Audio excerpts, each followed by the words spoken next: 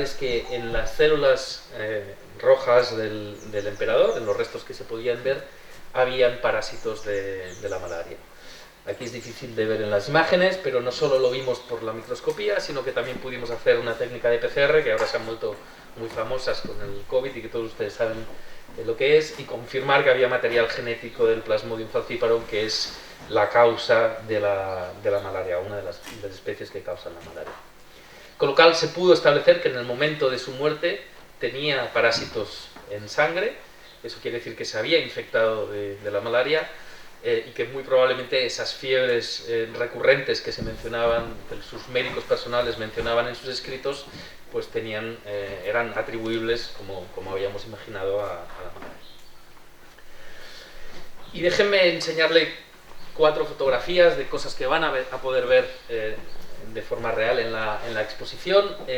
Esta exposición proviene de Barcelona, la montamos en la Facultad de Medicina de la Universidad de Barcelona. El equipo de la biblioteca de la Universidad de Medicina fue de enorme ayuda y proviene de mi colección personal. Y ustedes pensarán, ¿por qué alguien se dedica a coleccionar cosas antiguas de la malaria? Y bueno, yo pensaba que era el único friki que hacía este tipo de cosas. Evidentemente he conocido a Esperanza y veo que compite conmigo intentando comprar cosas en internet.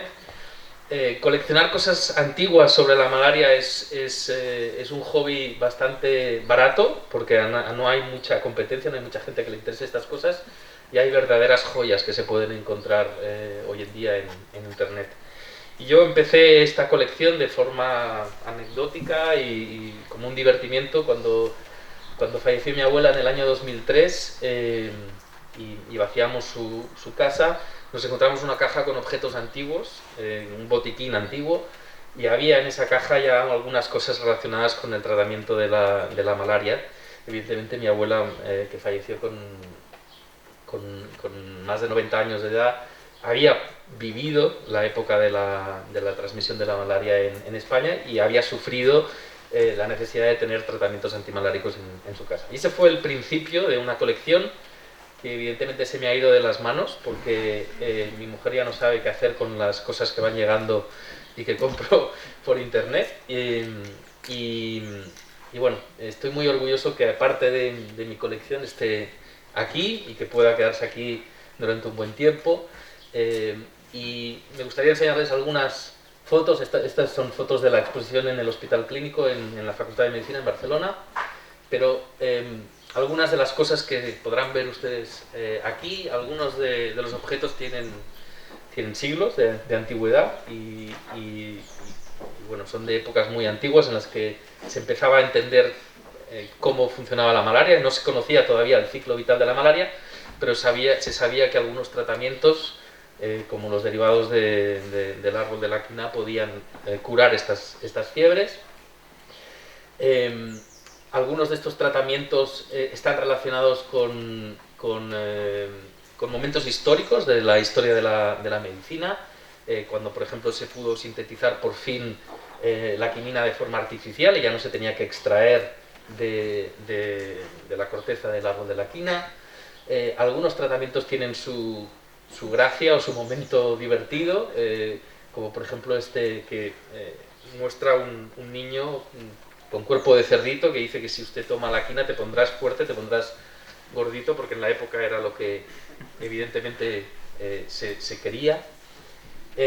Algunos tratamientos hablan de la malaria como el demonio o como algo exterminador, que lógicamente lo ha sido, porque ha sido uno de los grandes flagelos de la historia de la humanidad. Pero si se fijan, un tratamiento que se llama 666, o luego la malaria pintada como monstruos, ¿no?, que atacan a la humanidad.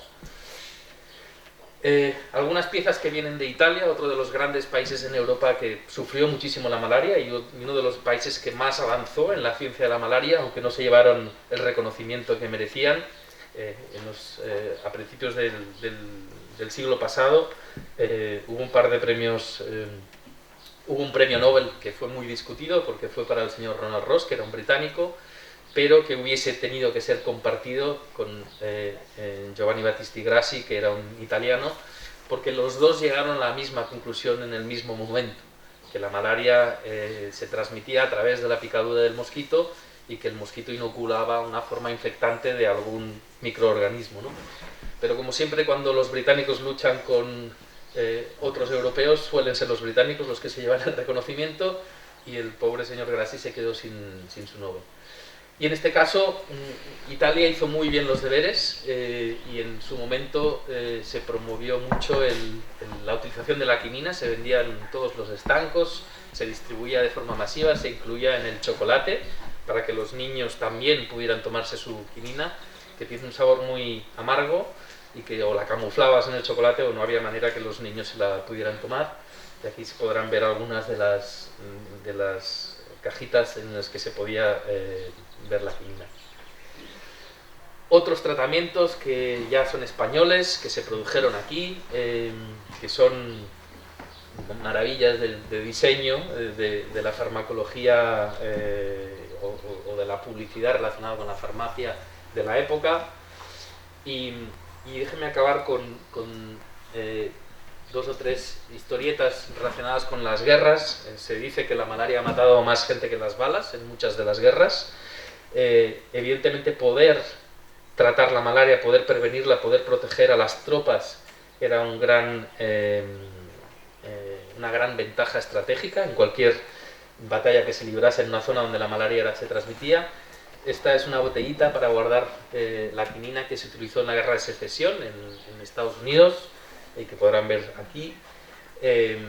Pero de nuevo, aquellas tropas que estaban bien protegidas eran tropas que tenían una ventaja comparativa. Aquí pueden ver carteles publicitarios que se hicieron durante la Primera Guerra Mundial, soldados tomándose su dosis de quinina también en la Primera Guerra Mundial, hospitales específicos antimaláricos. Y bueno, de nuevo resaltar que el desarrollo de la ciencia alrededor del tratamiento y la prevención de la malaria ha ido muy ligado a la historia militar mundial, porque gracias por culpa de las guerras que ha habido, ha avanzado la ciencia de cómo proteger a la malaria. Y grandes avances científicos han sido liderados por científicos militares, porque conseguir proteger a sus tropas evidentemente les ponía en ventaja. Aquí de nuevo algún cartel publicitario que también podrán ver en la exposición. Una caja de cerillas en la que había publicidad de cómo protegerse contra la malaria. Un cartel publicitario de aquellos que no se toman la tabrina, que era uno de los tratamientos profilácticos para la malaria, pues se convierten en calaveras. Y estos mensajes calaban bastante hondo en los militares que estaban sirviendo en lugares donde se transmitía la malaria. En España, 3/4 de lo mismo durante nuestra guerra civil, una situación de la malaria que pre-guerra civil estaba bastante bien controlada, y por culpa del conflicto armado se volvió a descontrolar de manera importante.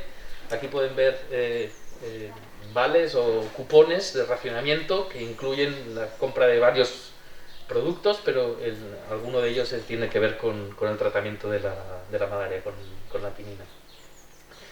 Y por fin, después de la guerra, y unos cuantos años después de la guerra, y después de mucho esfuerzo de muchas personas, la situación de la malaria pudo mejorar drásticamente.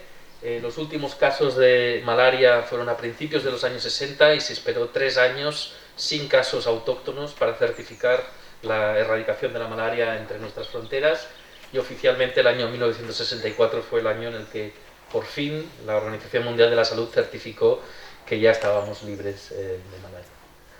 Y aquí acabo esta primera parte. No sé si paso directamente a la segunda. No. Pues Quique, es un placer contar con tu exposición y servir también nosotros como de nexo para complementar esa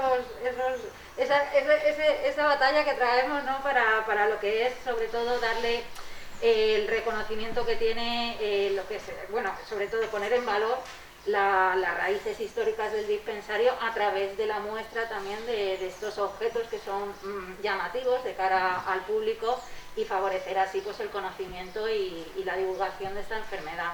Ahora vamos a hacer una pequeña pausa que nos apetece a todos tomarnos un cafelito ya, ¿verdad?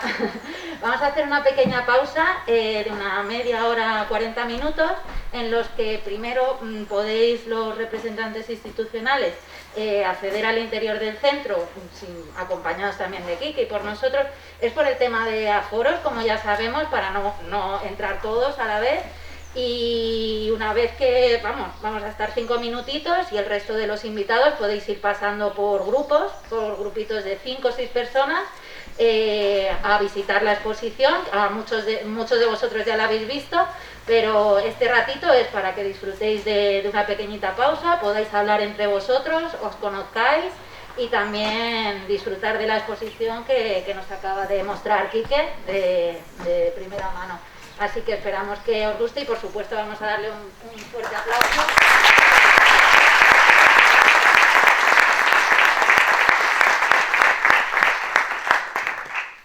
Posterior a la visita y a la pausa continuaremos con Kike.